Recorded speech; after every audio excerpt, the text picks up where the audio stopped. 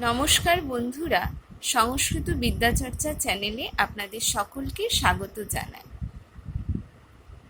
গতদিন আমি ধাতুরূপ সম্পর্কে আলোচনা করেছিলাম। সেখানে আমি কিছু ধাতু এবং তাদের অর্থ বলেছি। আজকে আরও কিছু ধাতু এবং তাদের অর্থ বলবো। এই ধাতুরূপগুলোর অর্থ আমাদের জানা থাকলে বাংলা থেকে সংস্কৃতে অনুবাদ করা আমাদের কাছে অনেক সহজ হয়ে যাবে। তাহলে আজকের বিষয় শুরু করা যাক। প্রথমেই বলি অর্চ ধাতু। অর্চ মানে অর্চনা করা, অর্থাৎ পূজা করা। ক্রন্দ ধাতু বলছে, ক্রন্দন ধাতুর অর্থ হলো ক্রন্দন করা বা কাঁদা। অর্জ, অর্জ ধাতুর অর্থ হলো অর্জন করা। ক্রীড় ধাতুর অর্থ হলো ক্রীড়া করা বা খেলা করা। ঈশ, ঈশ ধাতুর অর্থ হলো ইচ্ছা করা। গম, গম ধাতুর অর্থ গমন করা বা কোথাও যাওয়া।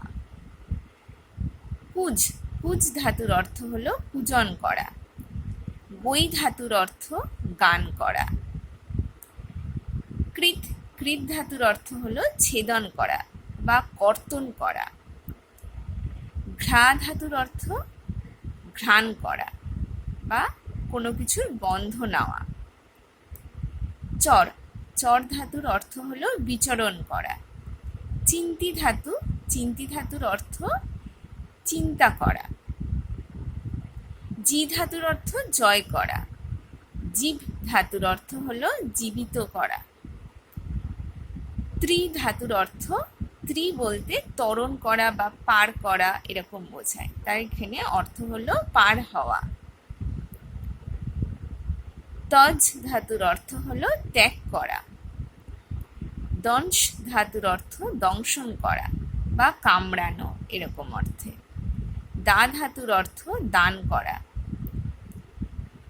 দহ ধাতুর অর্থ হলো দগ্ধ করা। দৃশ ধাতুর অর্থ দেখা। এই প্রত্যেকটি ধাতুর লট, লোট, লিট বিভিন্ন কালে কীরকম রূপ হবে এ সম্পর্কে আমার পরে অন্য কোনো ভিডিওতে আলোচনা থাকবে। আজ তাহলে এই পর্যন্ত। আপনারা আপনাদের মতামত অবশ্যই কমেন্টের মাধ্যমে জানাবেন।